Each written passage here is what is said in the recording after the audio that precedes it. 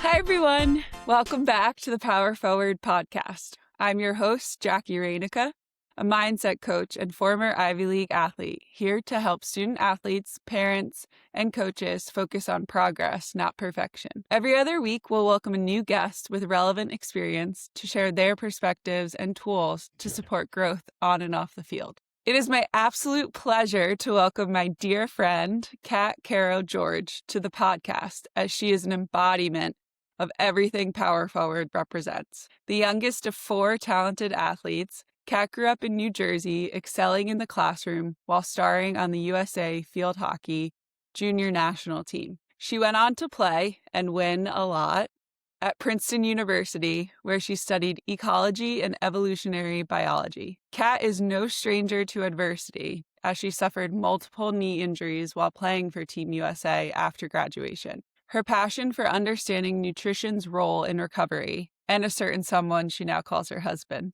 led her to London to pursue a Master's of Science in Nutrition and a PhD in preconception, health, and lifestyle behaviors. Kat, thanks for being here all the way from London, across the pond. Thank you so much for having me. I'm so excited. Yay. So can you tell us a bit about your upbringing, the people who impacted you the most, and your drive to join the national team? Yeah, absolutely. I guess, as you mentioned, I am the youngest of four. So growing up, I was definitely brought to a lot of events and extracurriculars that my siblings were doing. I loved it. We all supported each other. And I think along those lines, my parents made a very conscious effort that we would always have dinner together. Not every night, just because everyone's schedules were busy, but most nights, and then especially on Sundays. And that's something we still do today, which I don't always take part in because I'm in London, but my family does, and is something that's super special that I love how close we are. And then also, like, sport had played a huge part of my upbringing, and I had the opportunity to play tons of different sports. So I grew up predominantly playing soccer, but played everything from softball to basketball to lacrosse, and loved each and every one of them. I can't say I was very good at some of them, but loved it. And then didn't start playing field hockey until I was in middle school. So a bunch of friends and I decided to play field hockey just to stay fit for soccer. That goes into your second question about who's impacted me, and that's definitely been family and friends. So I think I can count on one hand how many games both my parents have missed, and it's probably because they were watching my sister's game or something like that. But they've been so supportive in all facets, whether that was sport, academics, socially, personally, professionally. They've really always supported me to kind of aspire to the biggest and the wildest dreams, and been my cheerleader along the way. And then my siblings, as I said, we grew up and we still are super close. Playing a lot of sports, you have the opportunity to meet a ton of different people. So I would say I have so many friends that I've been friends with since we were little, playing like rec soccer, all the way through to like Princeton and the national team, where, like yourself, I have a friend for life that I met because essentially a sport kind of created opportunities to introduce me to people, and they've impacted me in all different kinds of ways. And then on to your third question of I guess that was like a three-parter. Yeah, no, that's okay. On to your third question with the junior national team, I guess it kind of was it just made sense in terms of playing. You know, you play for your school team, you play for your club team, and then the next step is really the junior national level. So I joined that, and I guess the real reason is at the end of the day, like, I wanted to be an Olympian, and you kind of just work backwards from that. And when you're 13, obviously you're not going to the Olympics. Well, some people do, but I was not.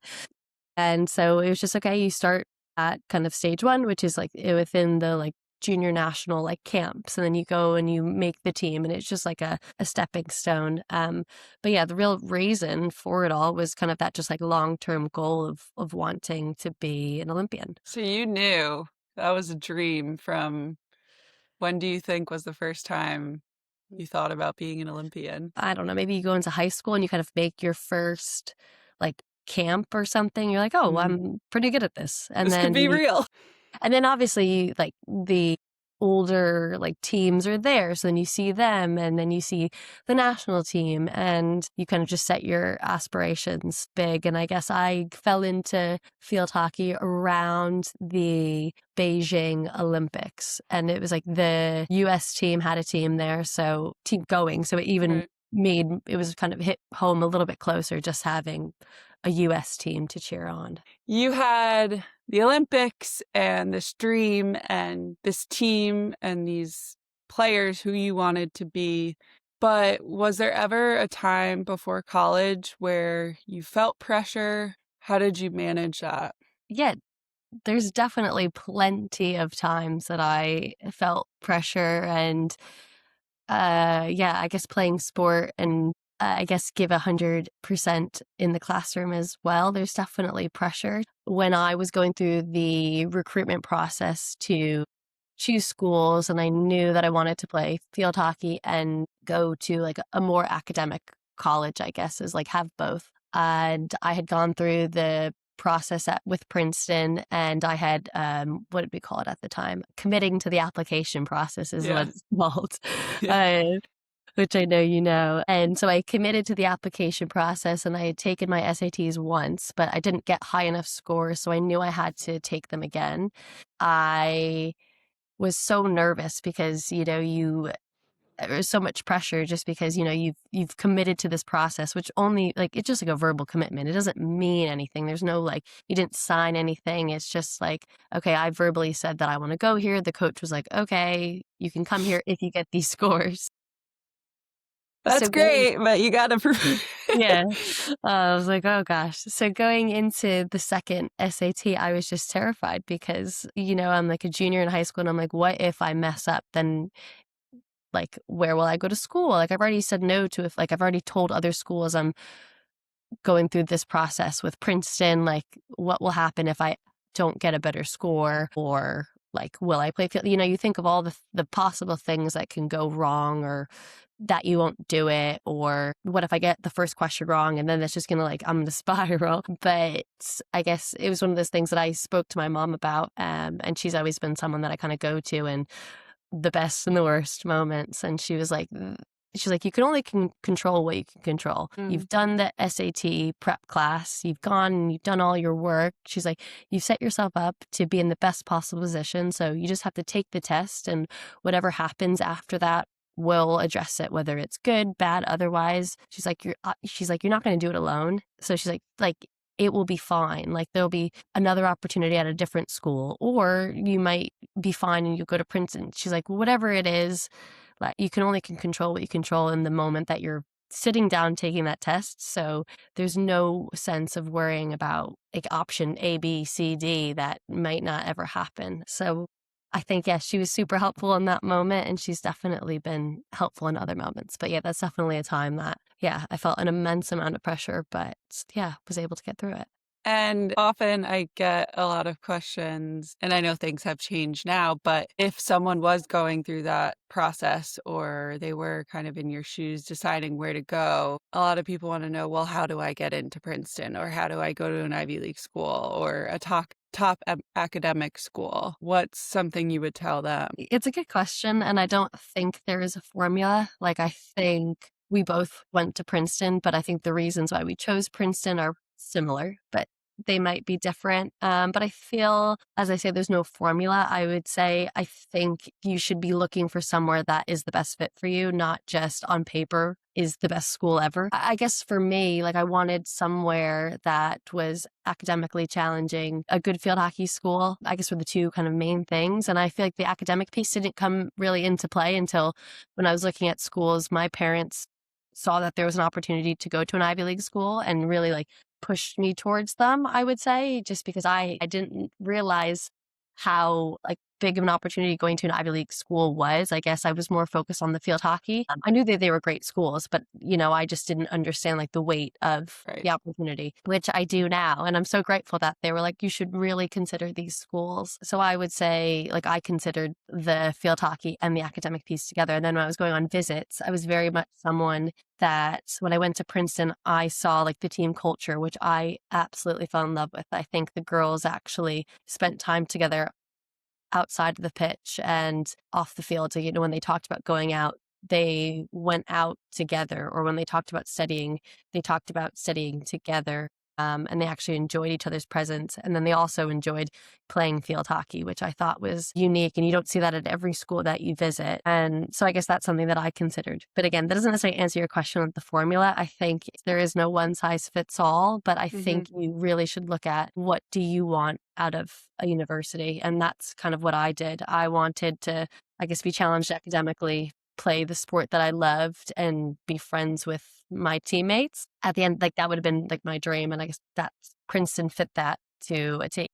Yeah. Well, and you worked hard to put yourself in that position where you could choose to go there and to be recruited there.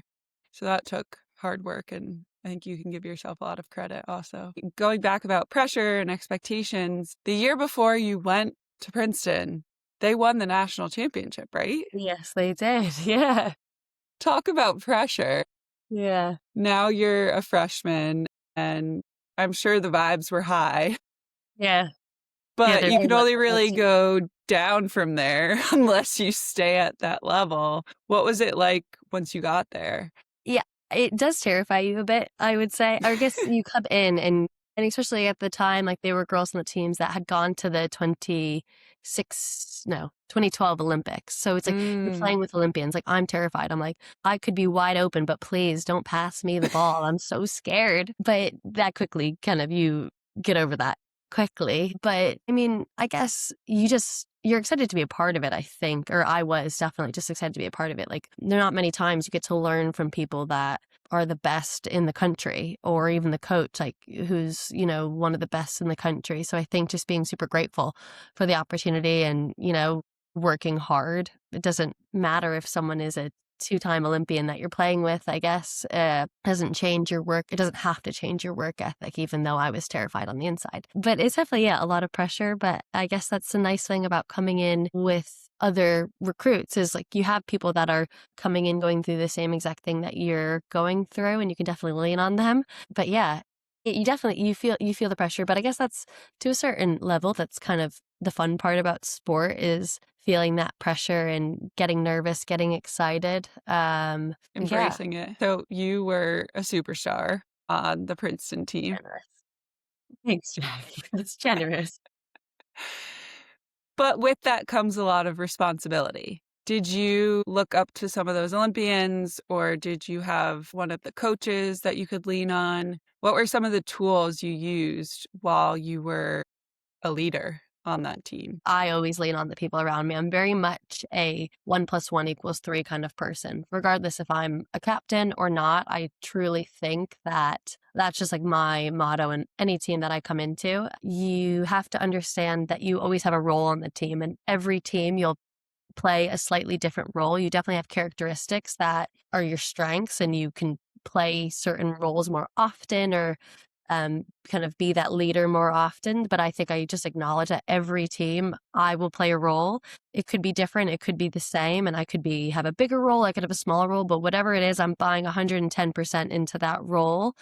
So I remember when you were on the field hockey team at Princeton, I would witness and also hear of you doing these mindfulness techniques, and you would tell me about the visualization you were doing. And I thought it was really powerful, awesome stuff, especially as I was going through some mental health challenges. Can you tell me a little bit more about those? Yeah. I guess coming in, there was a lot of things that Kristen Holmes, who was our coach, and Melissa Message and Mike Pallister kind of had instilled within the team, that when I came in were just kind of normal, and I kind of took them on. One thing that we would always do before a game was we would sit in a circle in the locker room and play this. It was almost like this battle song. I forget the name of it, but it sounded like we were going into war, but like in like 1000 BC. And we would sit down, we would all close our eyes, hold hands, and send squeezes to each other, and essentially visualize. You could visualize whatever you wanted, but I would always visualize like just like doing something well, or like a certain skill that I'd been working on, or like playing the game and like beating the opponent, just kind of, again, playing into like mindfulness and visualization before I knew that was what it was called. But we would always do that. And that was kind of a precedent that was set before I joined the team. And then something that I think they still do now, but I'm not entirely sure. Oh. And then we also during that time would always stand on the line, on like the sideline. We'd hold hands again and we would step over the line together. Basically, once you stepped on the field, anything that was going on in your day outside of field hockey kind of stayed on the outside of the pitch. Once you stepped on, it was like field hockey focused, and you were just able to kind of be mindful, be present, and just kind of focus on the session, the game, whatever it may be. But again, those are things that I think we did and were kind of ingrained into us, but they weren't we didn't coin them. It was just like everyone get on the line, and that was it. But I feel like it almost like unified us as well as kind of grounding us. Or at least it did for me. Yeah, in the moment, especially when you're a young college student athlete, so much going on in your life. Just making sure you're intentional and you're visualizing things going well. It can be powerful stuff. Mm-hmm. How did you handle the comparison that inevitably comes with going to a high achieving school like Princeton? I feel like we were surrounded by some of the most brilliant people ever that were doing incredible things all the time. And yeah, I think especially as a freshman, you can come in and just feel so overwhelmed that like, one, why the heck am I here? Like, and then two, how am I supposed to keep up with these people doing absolutely incredible things? So I think there is that kind of, you have that imposter syndrome, but then you also have this just like, you're on this hamster wheel of, I just can't stop running forward or running because otherwise I'll just, fall off. And Mm-hmm. I think you definitely feel that, but I think it's important to know that probably everybody feels that way.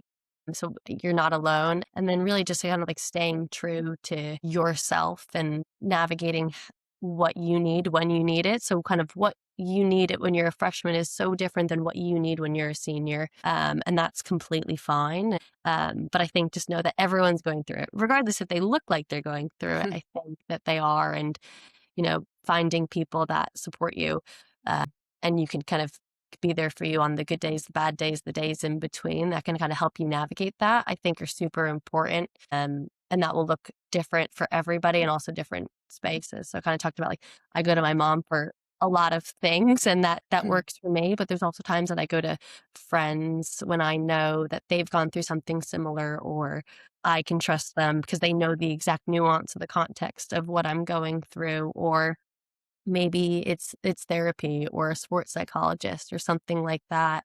But I think they're super important, and I would say don't do it alone. And also, everyone's probably going through something at some point.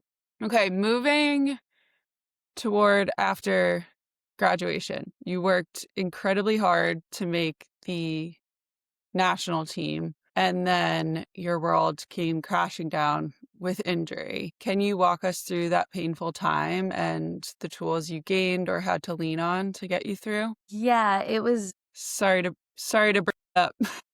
No, that's okay. It happens. Yeah, I think tearing my ACL was probably that whole 2 years were probably the lowest I had ever felt physically, but mentally, emotionally, it was a very, very hard time that I think I didn't really realize until I was on the other side-ish of it. And then there are even still elements that I sometimes don't feel like I'm on the other side when it comes to that, like a mental, emotional component. But I had been on the team for about a year and a bit.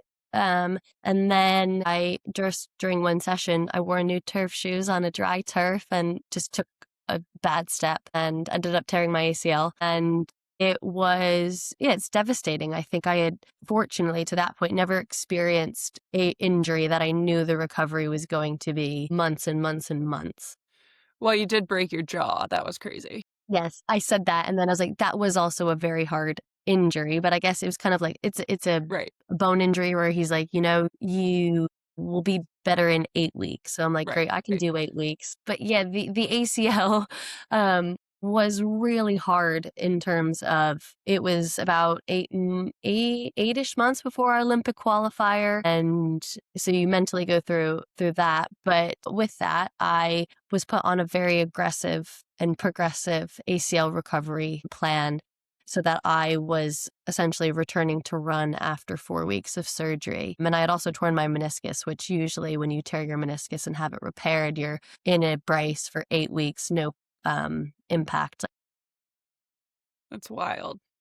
It wasn't necessarily, I would say, the best protocol for rehab, but we did it, and it was mentally and physically the hardest thing I've ever done. But you have a goal of getting back for that Olympic qualifier, so you kind of push aside most thoughts, feelings, and just try to get through it.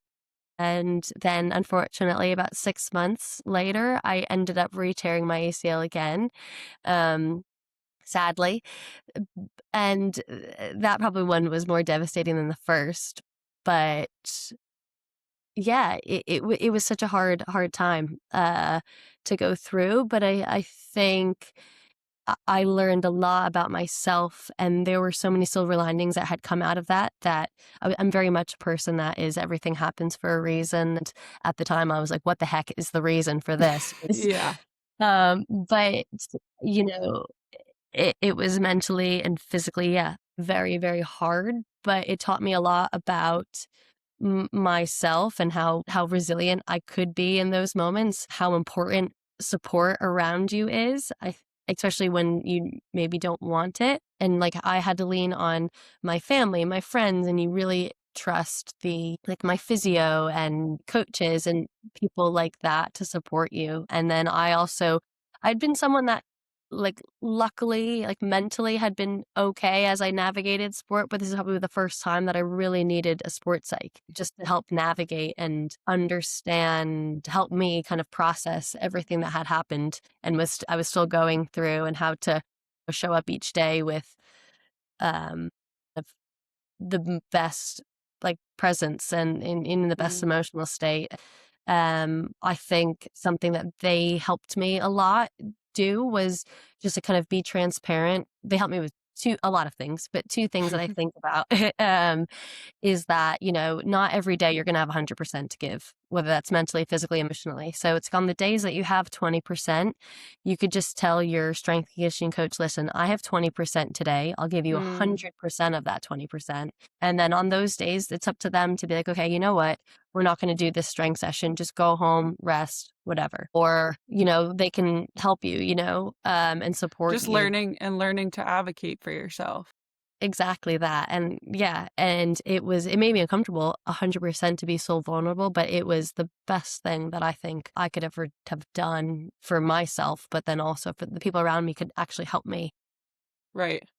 Yeah. So yeah, the advocating piece is so big. And then the second piece was they really helped me learn that I could redefine my role. So going back to that role piece, I was always like, okay, I'm like a teammate, I'm on the field, you connect with your teammates when you're playing in practice and during drills, but obviously when you're injured, you're not participating in the drills. So it was very much, okay, let's redefine your role at practice. Be marking things down that you're watching that the team's doing, to if they're working on, say, new set pieces or new skills, can you track that, then give them feedback? Can you watch film and with the girls so that you're still invested and give them feedback? And you be clipping different pieces of film of opponents so that then they can take that and learn from it. So I think there was just two things that they really helped me kind of navigate. I think more so the mental piece of it, but it fed into the physical and all the rest of the long recovery. Yeah, I can imagine that was really, really hard. And after that second ACL tear, where was your mind at in terms of your future? I would say I was ready to just go on I'll say normal rehabilitation plan and plan to come back, because the dream was still to go to the Olympics at some point. But unfortunately, after I retore my ACL again, I ended up tearing my meniscus and then having another surgery to essentially fix everything that I had done over the last 2 years. And at that point, the surgeon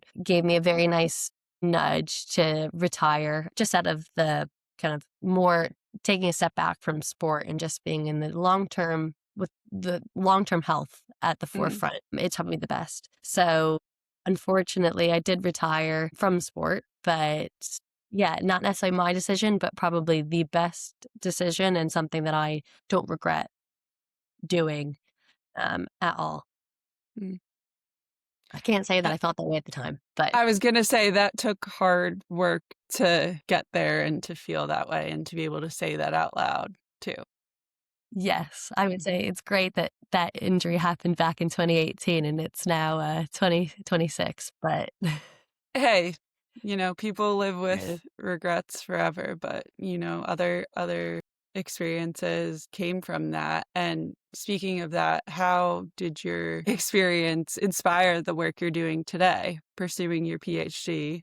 One of the silver linings that had come out of that entire process was that whole time, and you being an athlete, especially at that level, you really start to think about nutrition in terms of what you're putting into your body, and performance kind of expands from just like on the field skills to kind of Mm, your sleep, nutrition, everything. But it was really the ACL that kind of springboarded me into learning about nutrition for myself and like what's going to make me recover faster and help me get back on the field, and how can I basically get that 1 or 2% wherever it may be. So I started reading whatever I could, listening to different things, like books, podcasts, research papers, everything. And then when I retired, I was, I guess, like thrown into looking for a job probably sooner than I anticipated. But I tried to talk to as many people as possible. And my dad said that if, you find a job that you love, you'll never work a day in your life. So I think I always had that in the back of my mind. And then when the opportunity to do my master's came up, I thought, nutrition is something that I read for, like, I look at the stuff for enjoyment. I grew up slightly different, watching the Food Network all the time. I like my Instagram feed is all just like different, like cooking or like now like nutrition, just like tips and tricks and different things. So it kind of made sense to jump at that opportunity. And when I did, I had listened to a symposium that my now PhD supervisor was chairing. And after I just reached out to her and I was like, super interested in kind of this area of women's health. And I would love just to speak to you for 30 minutes. Kind of, you're an expert on this. Just love to kind of hear about your research, what you're doing, not really with the intention of really anything, but just out of genuine interest for her work. And kind of came out of the call with at the end of your master's, you have to do a dissertation. So at the end of it, mhm. kind of came out of that call with an idea for a dissertation topic, which she presented as, you're interested in female athletes. I'm interested in maternal health, and I know a lot about pregnancy, postpartum. Let's mix them together and see kind of what's the research out there in elite athletes during pregnancy. And that's how my dissertation and my work with her came about. And yeah, now I'm in the second year of my PhD under her. And yeah, it's the best. It was probably a very crazy 30 minutes that really changed a lot in my life. But yeah. Well, you never know. Like, she seemed like this person that, had this prestige, but you reached out and Yeah. she thought you were impressive, and goes to show you again, like advocating for yourself, reaching out, being confident in what you enjoy and what you want to pursue can go a long way. Yes. So, to close us out, do you have advice for parents whose kids are aiming to compete at the highest level like you did? I think always champion your kids. I think let the coaches coach, but always be that kind of champion cheerleader for your kids on the good days, on the bad days. Not saying that they're the greatest thing every single practice or game, but I think that's something that my parents did. They were always there cheering me on through the highest of highs, lowest of lows, successes, failures, everything. They offered constructive criticism when warranted, but they always championed me, and I always felt that, like, regardless, they were always in my corner. And yeah, really kind of pushed me and supported me kind of every day. Yeah, they're the best. Shout out. And then one piece of advice you received from a coach that has stuck with you. Yeah. So this advice was from my coach she was the coach of the junior national team. And then when I joined the national team, she became the head coach. And she was Dutch and just an absolute star hockey player and coach. But Janneke Schotman, and she would always just tell us to have a go. Have a go. Have a go, yeah. She's like, "Just have a go." Like, what? She's like, "What's the worst that can happen? You know, you like mess up and try again." She's like, "Just have a go. Oh, I Like, you'll love never."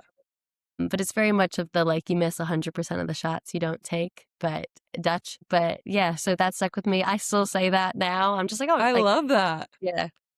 I'm But gonna yeah, use that. yeah, you should. Oh, cool. Um, if only life were that simple. Have a I go. know. Yeah, like it's the But most it's true. thing ever. Yeah. Yeah. And then do you have any relevant book or podcast recommendations?